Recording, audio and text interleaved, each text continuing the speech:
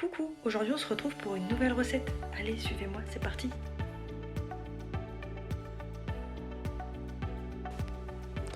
Coucou tout le monde, aujourd'hui on va faire une recette. Donc pour commencer, vous allez mettre 50 g de sucre ainsi que 3 œufs dans votre bol. Voilà. Et vous allez ensuite blanchir le mélange. Donc vous allez fouetter jusqu'à ce que le mélange devienne blanc, enfin jusqu'à ce que ça mousse, on va dire. Vous fouettez bien, voilà.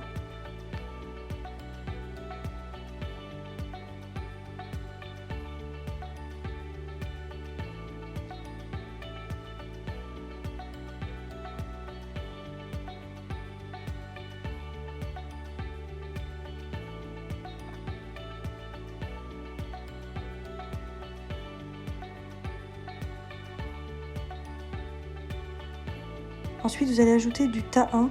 Donc, c'est une pâte de sésame au chocolat. J'ai découvert ça sur le site Coro. Je vous mettrai le lien en barre d'infos. Vous avez toujours 5% de remise avec mon code infini5. Donc là, j'en mets 150 g. Et du coup, ça remplace le chocolat en tablette ou oui, enfin le chocolat fondu quoi.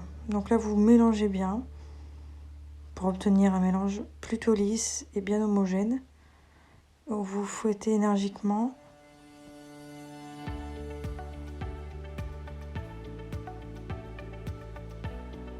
Voilà.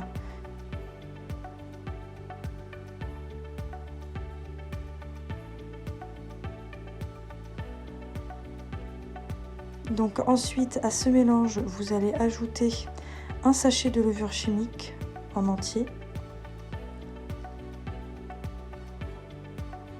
Et ensuite, vous allez pouvoir ajouter également la farine, 100 g de farine.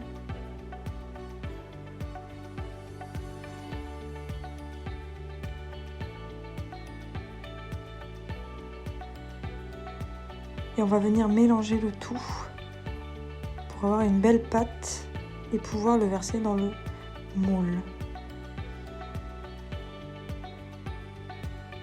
Donc on fouette bien, on mélange, pas de grumeaux.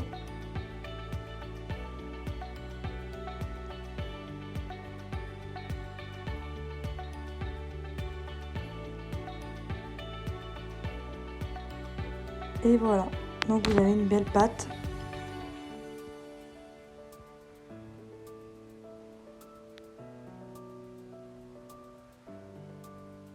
On va venir la verser dans le moule.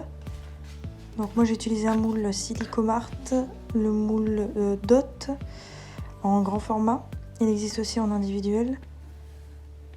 Donc pas besoin de beurrer ni de fariner ce type de moule, comme les moules Guy de Marle.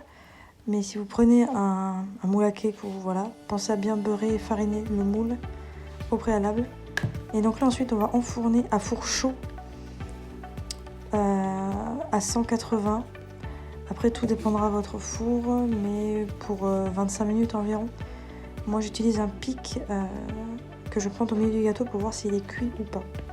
Parce que parfois la lame de couteau c'est un peu grand et ça peut abîmer le gâteau suivant la déco que vous voulez faire.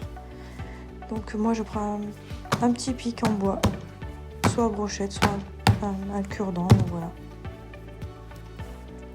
On tapote un peu et voilà. Donc là c'est après cuisson, il est bien cuit. Moi j'ai laissé refroidir un petit peu. Et voici démoulé. Et donc là au centre, ça fait un creux, je sais pas si vous voyez bien. Et bien j'ai garni d'une crème amande, enfin purée, plutôt purée d'amande. Pareil de chez Coro. Je vous mettrai le lien en barre d'infos. C'est assez spécial, il faut aimer la cannelle et la vanille. Mais pour les gourmands, voilà. J'ai décoré 2 noix de pécan. Et c'est un gâteau qui est très moelleux. Et peu sucré. C'est très bon. À bientôt!